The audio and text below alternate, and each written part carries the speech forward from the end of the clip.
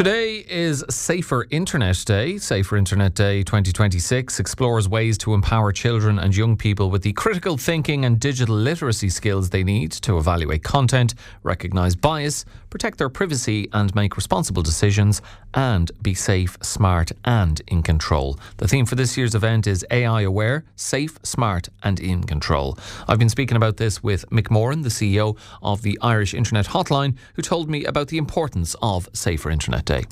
Yeah, well, look at it. We're part of the Irish Internet Hotline is part of the Irish Safer Internet Centre, and we're in that coalition with the Irish Society for the Prevention of Cruelty to Children, Webwise.ie, and the National Parents Council. And as organisations, we work together to have that multidisciplinary approach and holistic approach to child safety online.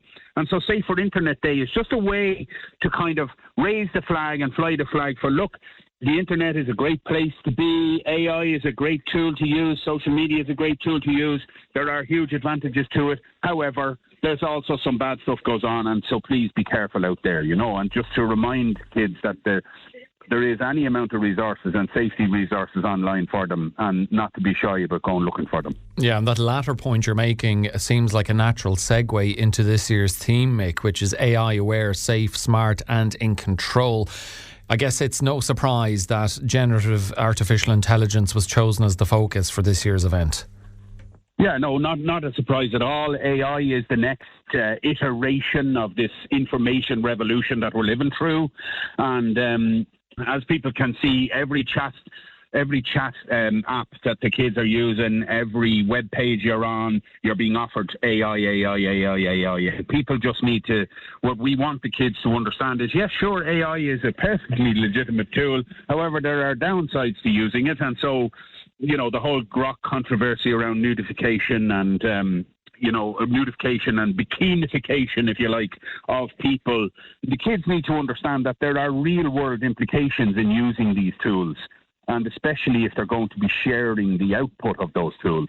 And so just to be careful and be aware that, and not to be too kind of naive about how they use them, and absolutely use them for good, absolutely use them in your learning environment, absolutely use them to understand the world around you. But under no circumstances should you be using these tools as a kind of a do-everything tool, and you shouldn't be using them in a naive manner that could get you in serious trouble if you're to allow the output to be shared online, And I guess the negative side of AI, in particular Grok, and is well covered. Indeed, we've covered it at length on Morning Focus, and the nudification pictures on X and so on. Maybe you can talk to us a little bit about the positives. Generative AI, it's built into many of the platforms young people use every day, Mick, from search engines to social media. So what kind of opportunities does this technology offer children and young people? And what does being AI aware look like in practical terms for a child or teenager? Well, just like I've been saying there, like AI aware in practical terms means like any technology can be used for good and bad. And any technology, the output of any technology can have profound implications for other people in the real world. One of the pitfalls of these, and we hear it a lot now, is that kids and young people are using the chatbots as a kind of a therapy session, and they're using it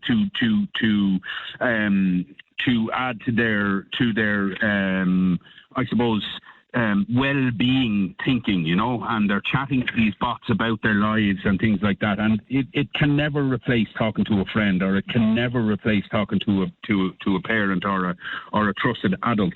And so that's an important thing to remember, and that the AI will tell you what you want to hear, as distinct from actually giving you any solid advice. And that's important to hear. It's no more than myself when I'm using AI as part of my work. I mean, I absolutely do, will absolutely not trust, I'd have very low trust in the output that these AI engines are giving me.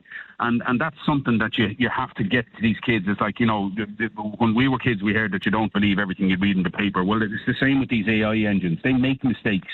They hallucinate. They give you false information.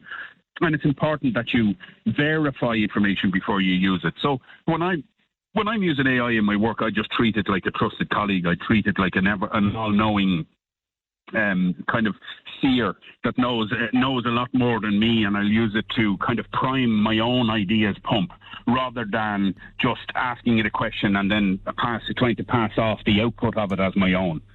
If you know what I mean. Yeah, no, I suppose, look, it's not to get too philosophical about it, Mick, but artificial intelligence is created by human beings who we are all flawed creatures. So therefore it leads to the assumption or the understanding that AI itself is flawed.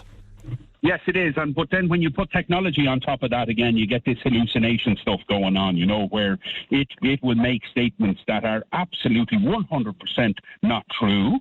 And to trust everything that an AI engine tells you would be a serious mistake. And trying to get that type of, one of the lines we use with kids all the time is to be critically thinking things that they're seeing in the world, being, examining it carefully.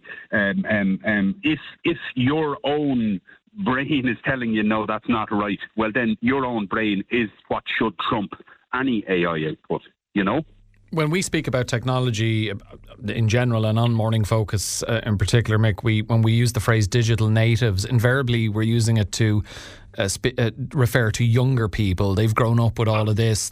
Even see children of my own age, my own children, knowing how to swipe with their finger on a phone from an early age. It's parents, though. It's older people who often feel out of the loop and can feel a step behind when it comes to technology. What advice would you give to parents who are worried about AI and their children's online lives? And what kind of support does Safer Internet Day highlight for parents and schools as well? Yeah, but look, webwise.ie has huge resources there for parents. Parents who get in trouble or who are feeling a little bit down about the fact that their kid has got into trouble or something like that can talk to the National Parents Council. And if in the event of them being in trouble, they can talk to us at the Irish Internet Hotline. But webwise.ie has any amount of resources there for parents. Now, what I would say to parents is, look, the most important thing you can do is keep the lines of communication open. You absolutely have to communicate with your kid. So if you don't understand AI, it doesn't really matter. But you can still ask your kid, what are they using AI for? And that will give you the opportunity to learn a little bit about AI yourself, learn how your child is using AI, and for you to and for you then to give the kind of the normal and natural parental warnings about how you shouldn't be believing everything you read in AI. And AI is all well and good, but it's not a human being ultimately, So what's that expression? Is kind of shining a light on the positives of using it, but coming in with the safety warnings at the end. That's very, very important, and not just in a small print way. So the advice remains the same. It's the advice we've been given for years, especially around things like social media. The advice is absolutely the same. Keep the lines of communication open. Chat with your child, because if something goes wrong, and I'm not suggesting anything will definitely go wrong, but there's a very high probability it will. And if something goes wrong, you can talk to your child. Say a good tool to use with them is this idea of comfortable and uncomfortable feelings, especially when they're very young children. You can talk to them about comfortable and uncomfortable feelings rather than good and bad. You can talk to them about comfortable and uncomfortable. And if they have uncomfortable feelings about anything, they should feel free to come to you about it. And listen, parents, the main thing is do not panic. None of this, hysterical seizing the phone off the child and locking it away in a drawer. Be the parent, be in control, be calm. Listen to what they have to say. Nobody's going to die in the next hour, so listen to what they have to say. Listen to what and discuss it with them in an adult to child way, and you'll do fine. Don't be worrying about it. It can be overwhelming, but there's plenty of resources out there. Spend a little time learning about the tools that your child is using online, the apps and the programs that they're using online, and please consider delaying giving your child a smartphone. The older the child is, the better they'll be able to deal with the complexities of the adult world that they see online. And I make no bones about it. Giving a child a top of the range mobile phone, at 6 or 7 years of age with full 24-hour access to the internet is just bananas.